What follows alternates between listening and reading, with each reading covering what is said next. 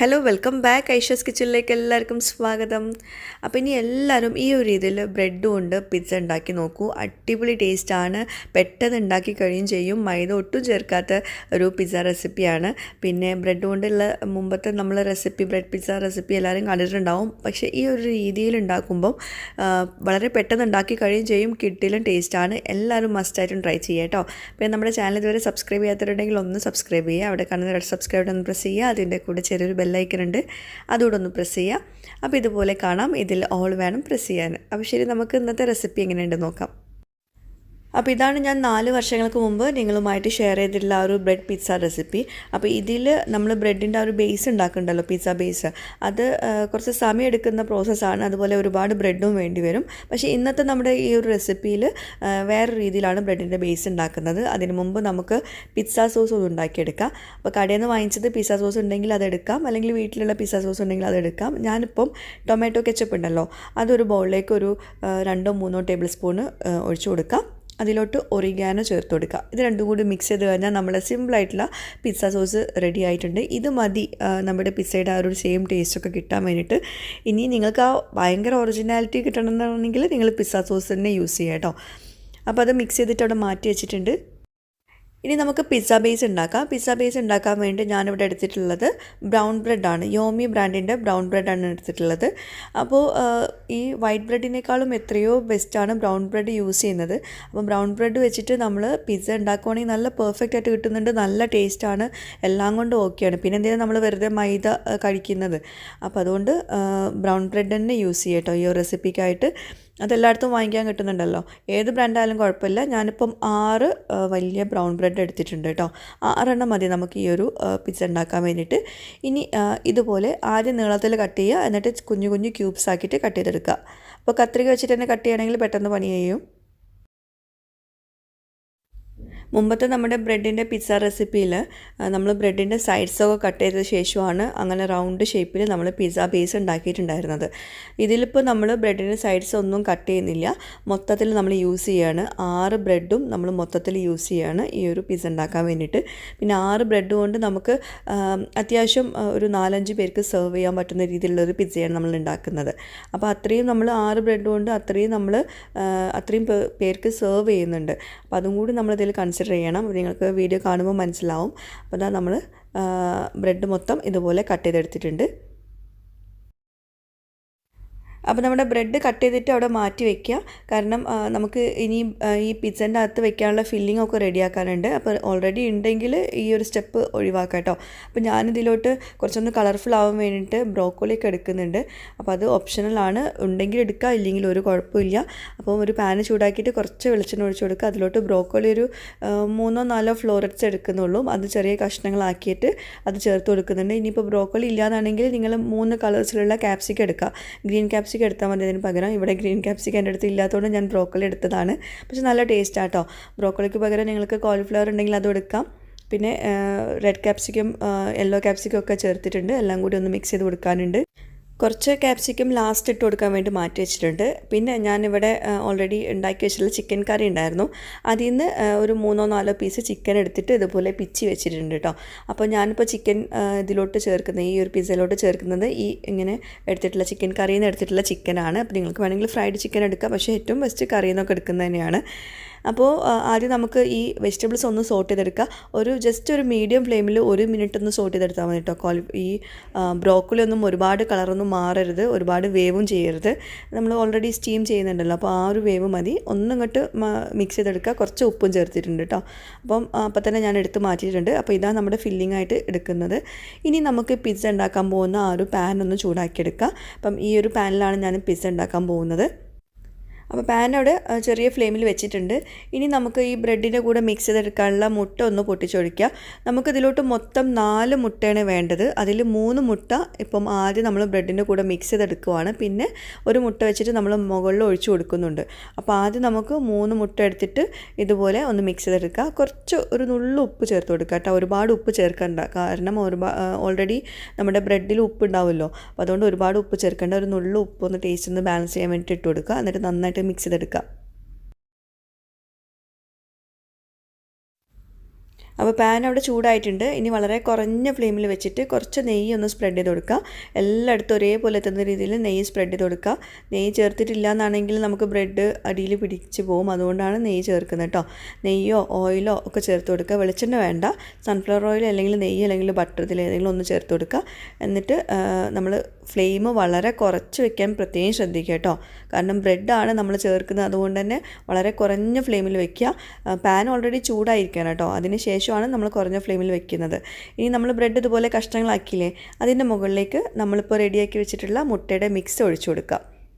അപ്പോൾ നമ്മൾ ഒഴിക്കുന്ന സമയത്ത് വിചാരിക്കും മുട്ട ഒരുപാട് ഇല്ലല്ലോ, കുറച്ച് മാത്രമേ ഉള്ളൂ എന്നൊക്കെ വിചാരിക്കും. ഒന്നും കുഴപ്പമില്ല. ബ്രെഡ് എല്ലാം ഒന്ന് ആ മുട്ടയിലൊന്ന് കമ്പൈനായിട്ട് കിട്ടിയാൽ മതി. ഒരുപാട് വേണ്ട, ജസ്റ്റ് ഒന്ന് അങ്ങോട്ട് കമ്പൈനായി കിട്ടിയാൽ മതി കേട്ടോ. ഒരുപാട് ഇങ്ങനെ കുത്തി ഉടക്കും ചെയ്യരുത്. അപ്പോൾ ഇതുപോലെ ചെറുതായിട്ടൊന്നിങ്ങനെ ഒന്ന് മിക്സ് ചെയ്ത് കൊടുക്കുക. അപ്പോൾ ഇതാ ഈ ഒരു പരുവത്തിൽ മതി. അപ്പോൾ നമുക്ക് ഇനി കൂടുതൽ പണികളൊന്നുമില്ല. ഇനി ഈ പാനിലോട്ട് ഈ ബ്രെഡും മുട്ടയും കൂടി മിക്സ് ചെയ്തിട്ടുള്ള ഒരു സംഭവം ചേർത്ത് കൊടുക്കുക. എന്നിട്ട് നമുക്ക് സ്പാറ്റില കൊണ്ട് ഇതുപോലെ നന്നായിട്ടൊന്ന് ആ ഒരു റൗണ്ട് ഷേപ്പിലൊന്ന് കിട്ടുന്ന രീതിയിൽ നന്നായിട്ടൊന്ന് പ്രസ് ചെയ്ത് കൊടുക്കുക. എല്ലാ വശത്തും ആ ബ്രെഡ് ഇങ്ങനെ എത്തുന്ന രീതിയിൽ പ്രസ് ചെയ്ത് കൊടുക്കുക. പിന്നെ നിങ്ങൾ വലിയ പാനൊക്കെയാണ് എടുക്കുന്നതെങ്കിൽ കുറച്ചുകൂടെ ബ്രെഡ് വേണ്ടി വരും.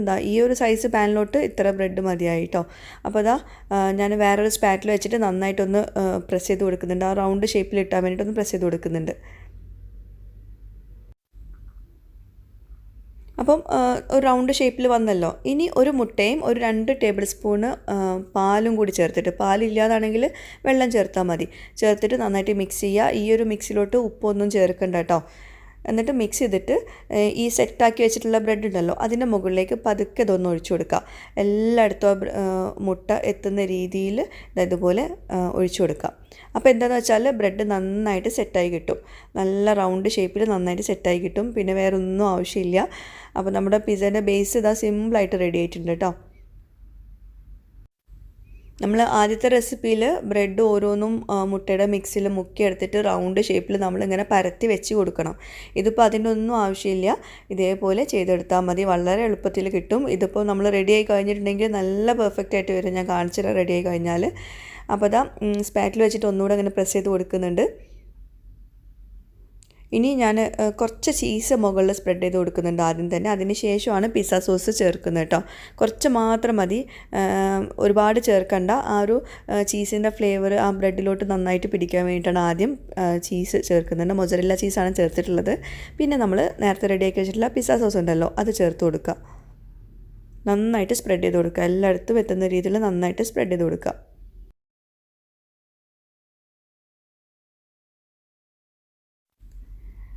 ഇനി അടുത്തായിട്ട് വീണ്ടും നമ്മൾ മൊസറല്ല ചീസ് ചേർത്ത് കൊടുക്കുക. നിങ്ങൾക്ക് എല്ലാവർക്കും അറിയുന്നൊരു കാര്യമാണ്, അതായത് പിസ്സ ഉണ്ടാക്കുമ്പോൾ മെയിൻ വേണ്ടത് ചീസ് തന്നെയാണ്. മൊസറല്ല ചീസ് നിർബന്ധമാണ്. അപ്പോൾ അത് നമ്മൾ കുറച്ച് കഴിഞ്ഞിട്ടുണ്ടെങ്കിൽ പിസ്സയുടെ ടേസ്റ്റും മാറും. അപ്പം ചീസ് നിർബന്ധമാണ് കേട്ടോ. എല്ലായിടത്തും കിട്ടുന്നതല്ലേ. നമ്മൾ നേരത്തെ റെഡിയാക്കി വെച്ചിട്ടുള്ള വെജിറ്റബിൾസ് ഉണ്ടല്ലോ, ക്യാപ്സിക്കം അതുപോലെ ബ്രോക്കോളിയും കൂടി, അത് നമ്മൾ സോട്ട് ചെയ്തത് അതിൻ്റെ മുകളിൽ ഇട്ട് കൊടുക്കുക. നല്ല കളർഫുള്ളാണ് ഇങ്ങനെ ചെയ്യുമ്പോൾ. പിന്നെ നമ്മൾ നേരത്തെ എടുത്ത് വെച്ചിട്ടുള്ള ചിക്കൻ ഉണ്ടല്ലോ, വേവിച്ച് പിച്ചി വെച്ചിട്ടുള്ള ചിക്കൻ, അത് സ്പ്രെഡ് ചെയ്ത് കൊടുക്കുക.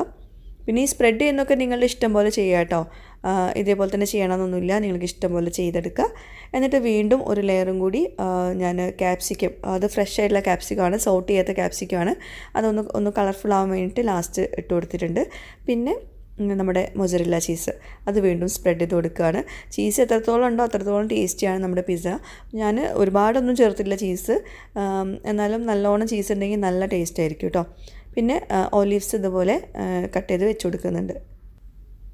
ഇതിലിപ്പോൾ നമ്മൾ ബ്രോക്കോലി, ക്യാപ്സിക്കം ഇതൊന്നും ഇല്ലെങ്കിലും ഒരു കുഴപ്പമില്ല.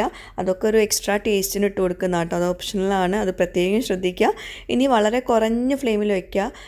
എന്നിട്ട് വേണം നമുക്കിത് അടച്ച് വെച്ചിട്ട് ഒരു 10 മിനിറ്റൊക്കെ എടുക്കും ഈ ചീസ് ഒന്ന് മെൽറ്റ് ചെയ്തെടുക്കാൻ വേണ്ടി. നമുക്ക് മുകളിൽ നിന്ന് കാണാൻ പറ്റും ചീസ് മെൽറ്റാവുന്നവരെ ഇത് അടച്ച് വെച്ചിട്ട് വേവിച്ചെടുക്കുക. വളരെ കുറഞ്ഞ ഫ്ലെയിമിൽ വയ്ക്കുക കേട്ടോ. അപ്പോൾ അതാ നമ്മുടെ പിസ്സ റെഡി ആയിട്ടുണ്ട്. വളരെ സിമ്പിളായിട്ട് ഉണ്ടാക്കാൻ പറ്റുന്ന അടിപൊളി ടേസ്റ്റിലുള്ള പിസ്സയാണ് കേട്ടോ. അപ്പോൾ അതാ ചീസൊക്കെ അതാ മെൽറ്റായിട്ടുണ്ട്. കുറച്ചുകൂടെ മെൽറ്റാവാനുണ്ട്, അപ്പോൾ കുറച്ചും കൂടി നേരം ഞാൻ അവിടെ വെച്ചിട്ടുണ്ട്.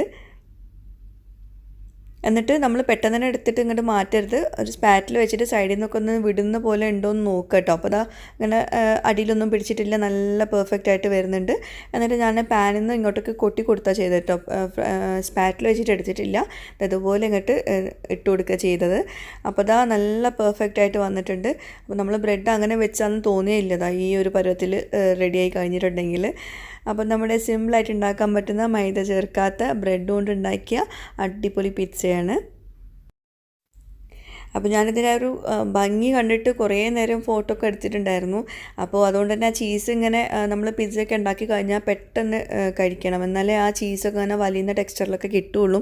അപ്പോൾ കുറേ നേരം ഫോട്ടോ ഒക്കെ എടുത്ത് വീഡിയോസൊക്കെ എടുത്ത് അതൊക്കെ കഴിഞ്ഞിട്ടാണ് നമ്മൾ കട്ട് ചെയ്ത് നോക്കിയിട്ടോ. അപ്പോൾ ചീസി ആ ടെക്സ്ചർ പോയിട്ടുണ്ടായിരുന്നു. പക്ഷേ ടേസ്റ്റിൽ ഒരു വ്യത്യാസവും വരില്ല, ആ ഒരു ടെക്സ്ചർ കിട്ടില്ല എന്നുള്ളൂ. കണ്ടോ ബ്രെഡിൻ്റെ ആ ഒരു സോഫ്റ്റ്നെസ് ഒക്കെ കണ്ടോ, നല്ല അടിപൊളിയായിട്ട് വന്നിട്ടുണ്ട്. ഞാൻ ബ്രെഡിൻ്റെ അടിയിലുള്ളത് കാണിച്ചു തരാം കേട്ടോ, എങ്ങനെയുണ്ട് എന്നുള്ളത്. അപ്പോൾ കട്ട് ചെയ്യുന്ന സമയത്ത് കാണിച്ചു തരാം. അപ്പോൾ ഇതാ നമ്മുടെ ഇന്നത്തെ ബ്രൗൺ ബ്രെഡ് കൊണ്ട് ഉണ്ടാക്കിയ പിസ്സ. വളരെ എളുപ്പം ഉണ്ടാക്കാൻ പറ്റുന്ന കുറച്ച് കമ്പാരിറ്റീവ്ലി കുറച്ച് ഹെൽത്തി ആയിട്ടുള്ള പിസ്സയാണ്. അപ്പോൾ ഇതാ ഒന്ന് കട്ട് ചെയ്തെടുക്കുക. അവിടെ ഫോട്ടോ എടുക്കുന്നുണ്ട് കേട്ടോ, അപ്പോൾ അതിൻ്റെ ഫ്ലാഷാണ് അവിടെ കാണുന്നത്.